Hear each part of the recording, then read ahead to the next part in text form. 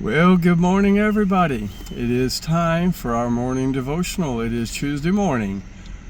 Our devotional this morning is entitled No Time Without God. And our devotional verse is from Psalm 90, and it's verse 2.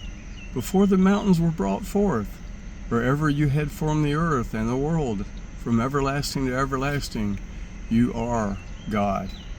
You know, it seems like pretty often we get some sort of reminder that we ought to be, quote unquote, eternally minded. You know, that's got a lot of good intentions, but I sometimes wonder if we ought to rephrase that. The meaning is that we ought to put our emphasis on the emphasis in our lives on the things that will matter in heaven rather than things that will make us happy on earth. You know, and even that can seem a little bit hazy, so let's just do our best to keep it a little bit simple, okay? If you were to, say, buy a new bass boat and use it every single weekend for 40 years, that would amount to only 5 years of actual use. On the other hand, that person who you share Jesus with, the reward for that will last forever. You know, that didn't really simplify things much, did it? You know, I had this feeling that this may be the most convoluted and incomprehensible illustration that I've ever written. But you know, I really don't feel bad about my senseless blabbering, because the idea of eternity is almost impossible for us to get our heads around.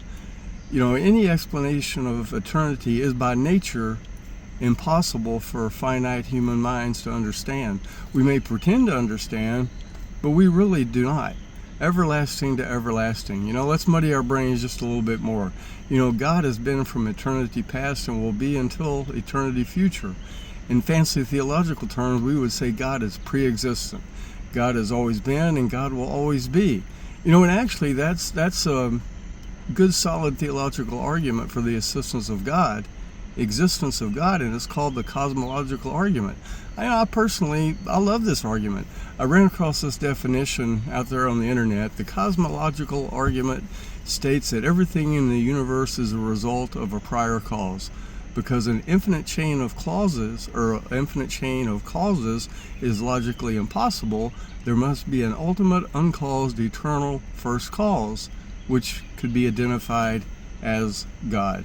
You know, furthermore, you know, God exists outside of time because that's how eternity works.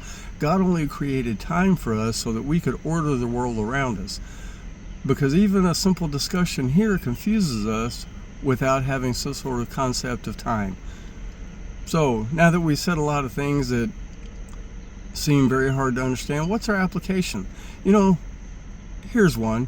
God's not comprehensible to the finite human mind, and many of his characteristics are not fully graspable. Friends, I hope that comforts you. I hope you find comfort in the fact that you cannot fully understand God rather than being bothered by that. Because my question is, after all, what kind of God would God be if we could fully understand him? You have a blessed day in the Lord, my friends.